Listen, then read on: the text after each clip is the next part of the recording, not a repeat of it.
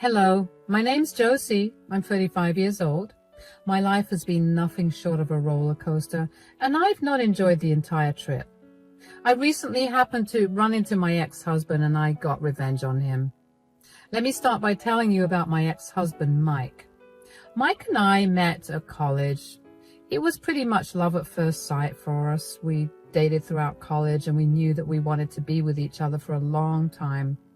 So, even though I had moved away from my home state to go to college and had planned to go back, I stayed in the same state as my college to remain with Mike. My parents were not really happy with that, but they respected my decision. They did tell me that they would not help me if I fell on hard times, and I accepted that condition. After we graduated, I moved in with Mike. Everything was going great except for one thing. Mike's mother, Laverne. Laverne hated me from the get-go. She made that very clear from the very first time I met her. She was rude and dismissive of me. She kept telling me that her son deserved better, and on many occasions tried to set Mike up with her friends' daughters. Mike never really said anything to his mother, and whenever I confronted him about it, he would tell me that's just how his mother was. She single-handedly raised him, so she was very overprotective of him. She had a tendency to be overcritical of everyone he brought home, and I was no exception to that.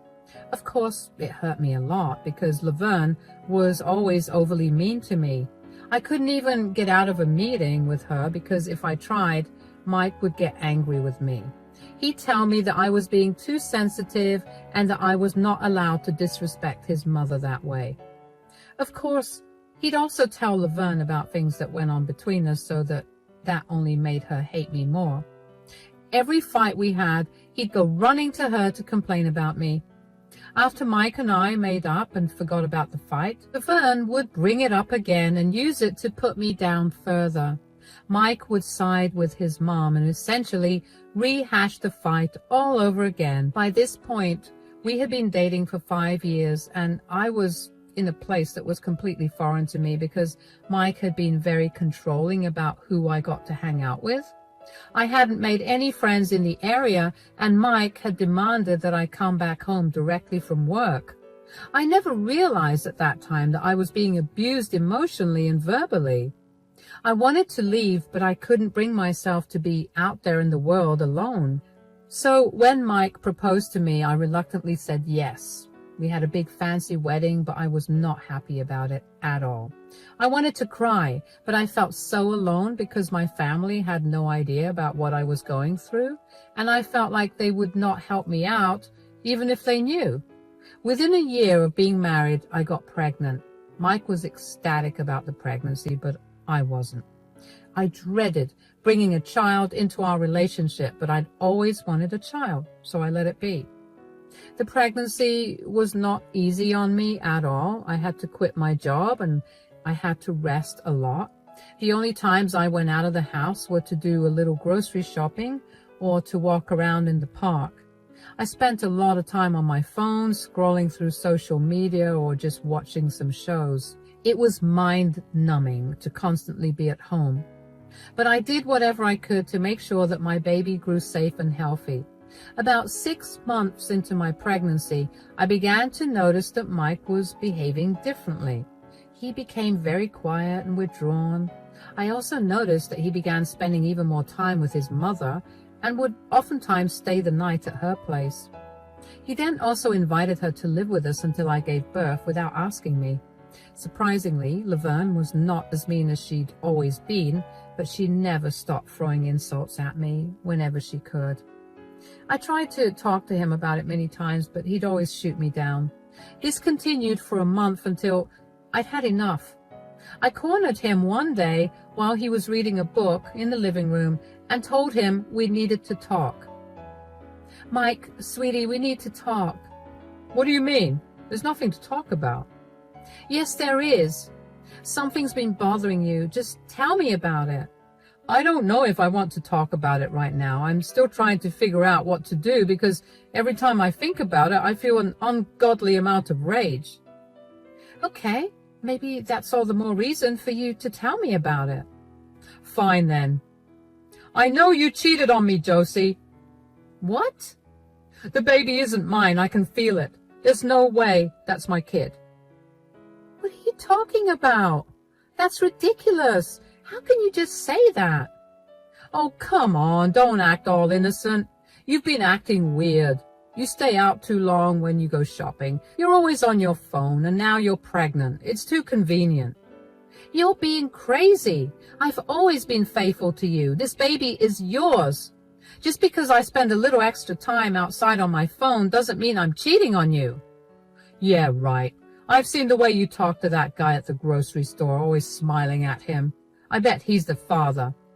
Smiling? Mike, he's the cashier. I'm just being polite. If smiling and being kind were considered cheating, then everybody in the world would be unfaithful. Don't try to twist this around. I know what I see.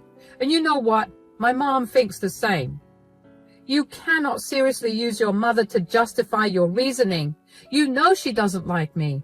What's all this about? What's going on? I was just telling Josie here that I know she's been cheating on me. The baby isn't mine, Mom. I can tell.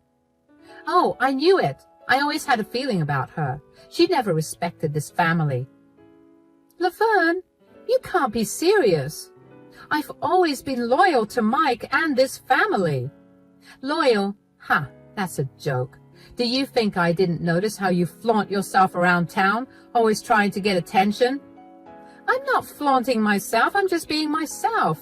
Just because I like to put a little effort into the way I look before I go out, it doesn't mean I'm flaunting myself. You both are being unfair and cruel. Josie, don't play the victim here. You're not as innocent as you pretend to be. Mike, this is insane. I haven't done anything wrong. We can get a paternity test done right now if you want. I have nothing to hide from you, nor have I had a reason to cheat on you. Reason to cheat? A woman like you doesn't need a reason to cheat. You're a disgrace. You can't just accuse me without proof. What did I ever do to make you think I would cheat? Like I said, you stay out too long. You're always on your phone. And you flirt with other men. That's all the proof I need. That's not proof. That's paranoia. I'm not cheating on you. You need to trust me. Trust you? How can anyone trust a woman like you? Mike deserves better. Laverne, I have never given you or Mike any reason not to trust me. This baby is Mike's, and I won't let you two bully me into thinking otherwise. I'm not going to raise someone else's kid, Josie. So you have two choices, abort it or leave my house. How can you say that? How can you be so heartless? Oh, stop with the drama. Mike gave you a choice. Either abort it or leave us alone. I can't believe you both. After everything you think so little of me? But fine, if that's how it is, I'll leave. But just know, Mike, you're making a huge mistake. The only mistake I made was trusting you. Get out and take that baby with you. You'll regret this, I promise you that. Just leave already. Good riddance. I went up to our room with tears running down my face. I could not believe that Mike thought so low of me. I had never once even thought of cheating on him. Was I miserable in the relationship? Of course. But did that mean that I wanted to cheat on him? Absolutely not. If there's one thing I hate, it's cheaters. That was something I made very clear to Mike from the start of our relationship. I knew that these thoughts were not his alone. I was sure that Laverne had slowly been feeding him those thoughts so that he could get rid of me, and he listened to her. The Mike I knew would never have asked me to abort our child. I packed all my bags and made my way to my car. Mike did not try to stop me. Instead, he simply told me to leave my keys by the door. I didn't have much money except for the little amount I had in my savings. I managed to find a woman's shelter, which is where I stayed for a while until it was time for me to give birth. My mother flew in to be by my side, and after I'd given birth, she asked me where Mike was. I broke down crying and told her everything that happened. She was shocked about it and was really angry with Mike. Even as a baby, it was very clear that the child I birthed was Mike's. I named our child Jake, and my mom promised to help me out. We compared living expenses in both states and realized that the state I was in was a lot more affordable. My mom pulled some strings and managed to get me a decent job, which I started working 3 months after I gave birth. My mom stayed with me for a year to help take care of Jake, and my dad would fly in every few weeks to make sure I was doing okay too. I was really lucky to have such supportive parents, and a part of me hated myself for not reaching out to them earlier. I also got served with divorce papers from Mike, and I didn't even bother contesting it. I made sure that Mike hadn't played around with the conditions and then signed the papers. He never called once to even see Jake or to check if Jake was his. Of course, I made sure not to put Mike's name down on Jake's birth certificate because I didn't want him trying to claim custody of Jake at any point in time. I should have also had him sign a waiver of his parental rights, but I did not think of that at the time. Anyway, over the next 10 years, a lot happened. I managed to get back on my feet and even found myself a better job than the one my mom got me. Jake and I were like a pair of best friends. There was absolutely nothing more he wanted to do than be around me and do things with me. I loved that we were so close. When Jake was about 2 years old, I met my current husband, Denzel. Denzel was a client of mine with whom my company had a big project to work on. We ended up spending a lot of time with each other, and we quickly realized that we had feelings for each other. We waited until the project was done before we started dating. I made it very clear to Denzel from the start that I came with Jake and that I'd always choose Jake over him. Denzel was very understanding of that, and after dating for 6 months, I introduced him to Jake. The two of them got along really well. Jake fell in love with Denzel and began asking for him all the time. Denzel also loved Jake dearly, and every time he came over, he'd bring something for Jake, be it food, toys, or even clothes. He quickly took on a fatherly role, and it made my heart swell with even more love for him. Denzel and I only dated for 2 years, but we knew that we were it for each other. We had a small courthouse wedding, and we moved in together. Denzel was an amazing father to Jake, and when Jake turned 8, Denzel legally adopted Jake. Everything was going great, and I loved my new life. 2 years later, while at the mall with Denzel and Jake, I heard a familiar voice call out to me. I was alone with Jake, while Denzel had gone to the washroom. My stomach was heavy with dread as I turned around. "Josie? Is that really you?" "Mike, what are you doing here?" I didn't expect to see you. And who's this young man with you?" "This is Jake, my son." "Your son? But he looks just like me." "That's because he is yours, Mike. Do you remember accusing me of infidelity when I was pregnant and telling me to leave? Funny how things turn out, isn't it?" "Oh my God, what have I done? Josie, I owe you an apology. I was wrong about everything. I should have believed you when you said Jake was mine." "Do you seriously think an apology will fix everything that you put me through? You accused me of things I'd never do, and also tried to force me to do something I could have never done." "I know. I'm truly sorry. I was scared, confused. I let my mother get into my head." "You knew how much your mother hated me, yet you listened to her. You knew how hard she tried to ruin my reputation on several occasions, and you still let her fill your head with garbage. I know, and I've come to realize how toxic that was of me to do. But seeing Jake now, I can't deny he's my son. That doesn't change what you did, nor does it take back all the mean things you and your mom said to me while we were together. I know, I've regretted it every single day since then." "Well, your regret doesn't change the past." Can I at least talk to him?" "Mommy, who is this man?" "Jake, I'm your father." "No, you're not. My daddy is right over there." "Is everything okay here?"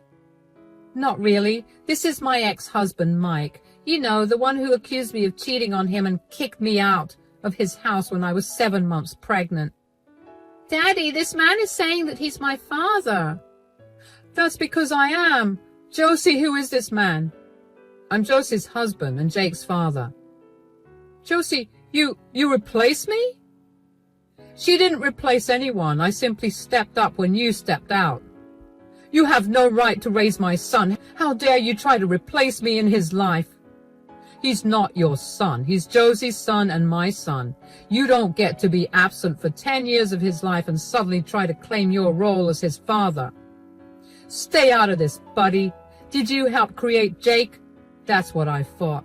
This is a conversation between me and Josie. Josie, please. I want to make things right. I want to be a part of Jake's life. I swear I'll do everything I can to make up for my mistake. You had your chance, Mike. You threw us away. Jake doesn't need you now. In fact, he never needed you to begin with. He has a good, loving family now, and I will not let you ruin things for him. Daddy, this strange man is scaring me. Oh, come on, please. I've changed. Let me be a part of his life. This isn't the time or place, Mike. You're scaring Jake. We're leaving. Mom, I want to go home. Jake, please. Don't you want to get to know your real father? Mom, make him go away. It's okay, sweetie. We're leaving now. Stay away from them, Mike. If you try anything to hurt them again, I will make your life miserable. Denzel grabbed both Jake's and my hands and led us out of the mall. I was shaken up and I could barely process what was going on. Our city was big enough for me to have not run into him, which is why I didn't for 10 years. What were the odds that he happened to be there the same day that I was there with Jake? If there was one thing I was sure of, it was that I never wanted Jake to meet Mike. I did my best to protect him, and I still failed. Jake was a crying mess because he could not believe that Denzel wasn't his dad. He hated Mike and made me promise him over and over again that I wouldn't let him be near Mike again. I promised him that I wouldn't. And the next few weeks, I felt very on edge. I kept wondering if I'd run into Mike again. But thankfully, I didn't. Unfortunately, there was something worse coming, and I should have been prepared for that. About a month after we met Mike at the mall, I received a letter in my mail. I had been summoned to court because Mike wanted to get custody of Jake. I felt my heart drop and dread fill my entire body. I must have looked really shocked because when Denzel walked into the room to see me holding those papers, he looked really concerned. What's wrong? Why do you look like you've seen a ghost? I got served with these papers. What's this? Apparently, Mike has filed for custody rights of Jake. What? He went 10 years without any contact whatsoever with us, but now that he saw that Jake looked just like him, he wants to be a part of his life. Okay, before I lay down a game plan for you, how do you feel about this? I mean, what else do I feel other than dread and anxiety? I do not want that man near my child at all. He does not get to be around Jake after trying to get me to abort him. I know, and I will make sure that doesn't happen. What do you mean? Right before we left the mall that time we saw him, I told him not to mess with you guys. Since he still went ahead and did this, I'm going to make his life miserable. How will you do that?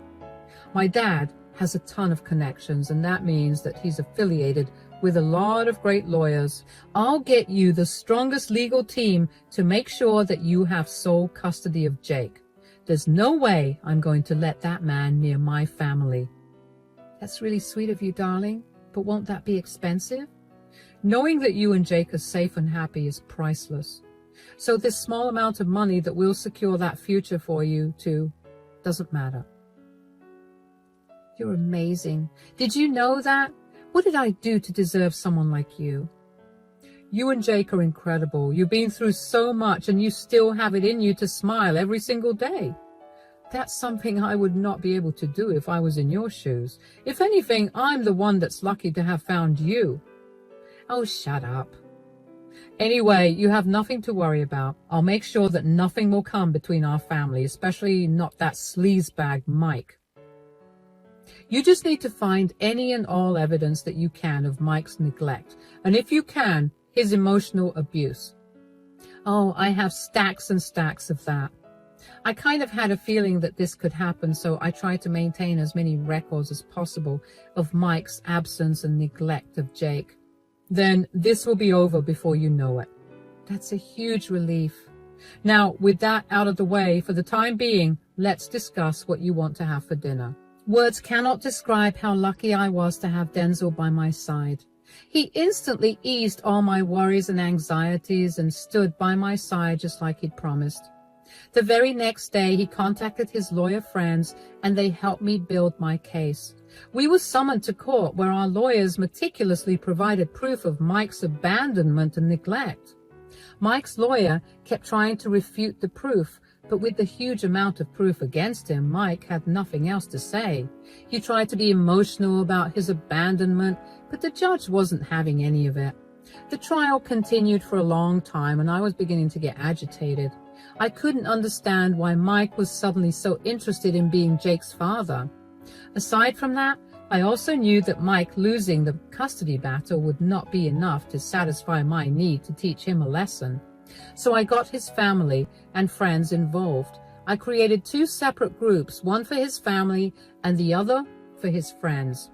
I knew that he must have been telling everyone lies, so I told them all the truth and even provided them with the same evidence I had shown in court.